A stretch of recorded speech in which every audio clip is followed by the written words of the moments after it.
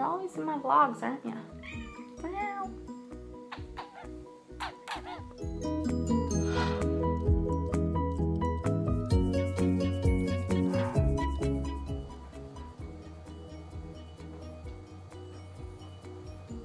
Alright then. Hello internet friends, I hope your week has treated you well. I want to give thanks to everybody who's watched my vlog last week, my coming out vlog, and everyone who's given me positive feedback on it. I was really nervous to film it and to post it. I'm scared of the reaction I was going to get from people and people who are going to judge or write mean, nasty things, but I only got very little negativity, so amazing. I'm really happy about that. Thank you to everyone who watched it. Thank you to everybody who gave me feedback of any sort. I appreciate it very much. I love you all. Like, words cannot express like the gratitude I feel towards everyone who offered me kind words after the video was posted. Moving forward, I received an ask on Tumblr this week that says, I feel like you have a lot of long distance experience and I'm in my first long distance relationship and I love your videos. If you made a LDR advice video, I think that would be amazing. First of all, thank you for loving my awkward, completely weird videos. Secondly, congratulations on your new first LDR relationship.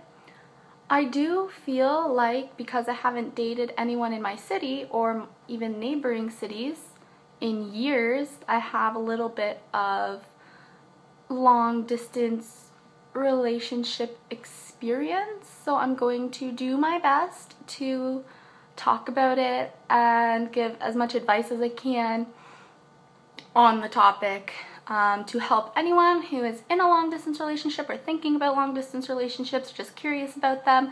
I am going to get into as much as I know about long distance relationships now, and I hope this video helps you. So let's kind of start off about talking about what a long distance relationship is.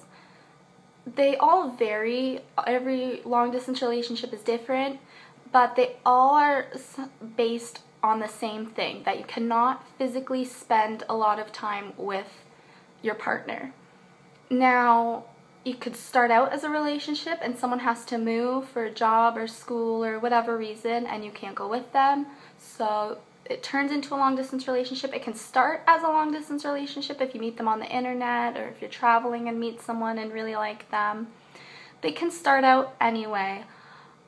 They could live in a different city and you just can't see them very often. They could live in a different country, a different province, a different state, across the continent, in a different continent. It's crazy. The world is huge and there are so many people in it. So long distance relationships, I think now that we have the technology for them, they are becoming more common, especially meeting people via the internet. Back in the day, it would be a little scary. It's a lot easier to catfish people and you're not really sure, but nowadays with FaceTime and Skype and all the apps and everything, it's kind of easier to do, to know that you're not being catfished, not the whole long distance relationship part, because long distance relationships are super hard. They are not for everyone, and if you are not a long distance relationship person, that is fine. There's nothing wrong with you. There's nothing wrong with people who can do long distance relationships. Everyone has their preference. It really depends on your relationship with the person and how needy you are for that physical touch and kissing and all that stuff. It varies all the time. So that is what long distance relationships are, when you cannot physically be with your partner all the time. I'm technically not in a relationship right now. But I'm talking to my American who lives 8 hours away. We've been talking for a few months. I've also been in multiple long distance relationships that vary from a few hours away to a whole different continent away.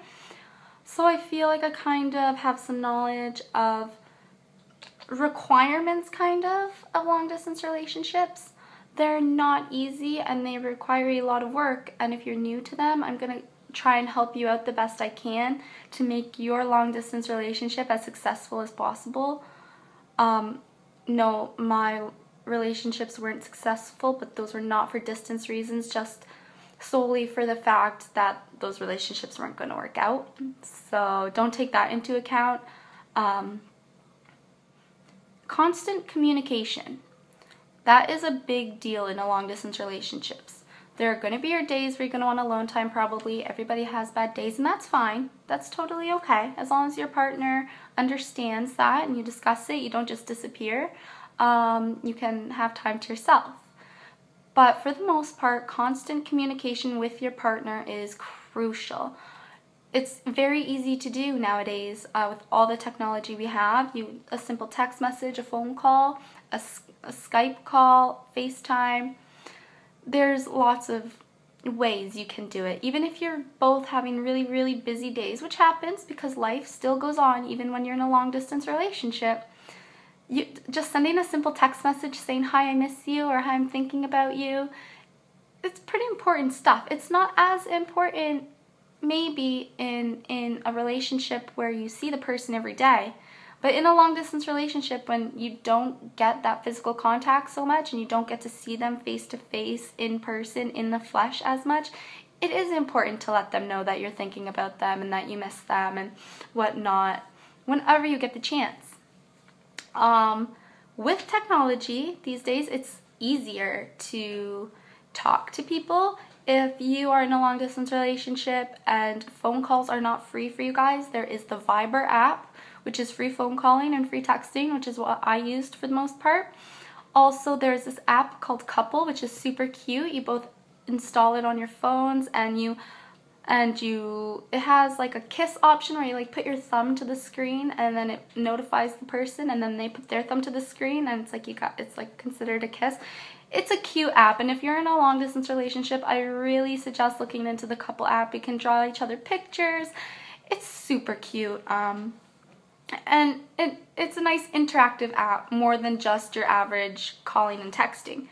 Again, there's FaceTime if you both have iPhones or iPad or iMac or whatever. There is Skype, which is super easy to do.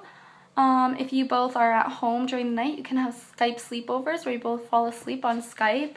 That's super cute. It helps. It does help to fall asleep looking at your partner's face, to wake up in the middle of the night. Maybe you had a bad dream, or you just woke up because you woke up and they're there sleeping. It's not the same, of course, as sleeping right next to them, but it is comforting.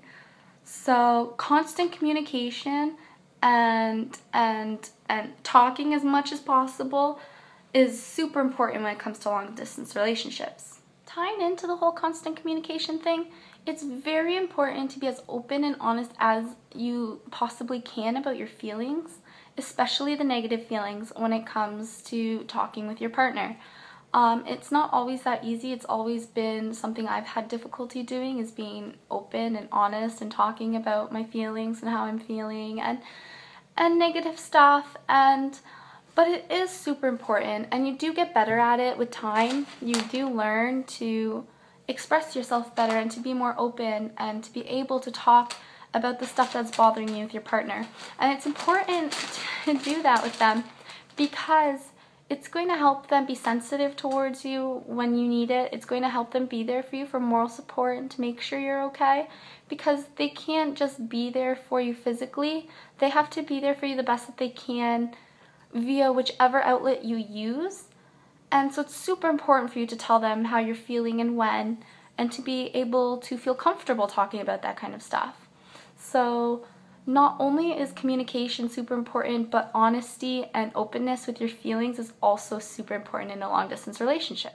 Trust is super important when it comes to any relationship anywhere in the world, and it varies all the time, so I'm not going to spend too much time talking about the whole trust thing. I'm just going to say that how I do it is I just trust until given a reason not to. If they do something sketchy or they're being sketchy, or I just have a bad gut feeling, I usually zip on out of there. I don't like to associate myself with people I have bad feelings with, and you shouldn't either. So my saying is to just trust until given a reason to distrust. Trust your partner and trust what they tell you and trust that they're being faithful to you. If you have bad feelings or they're being sketchy, just get out. Don't bother wasting your time because you're better than that.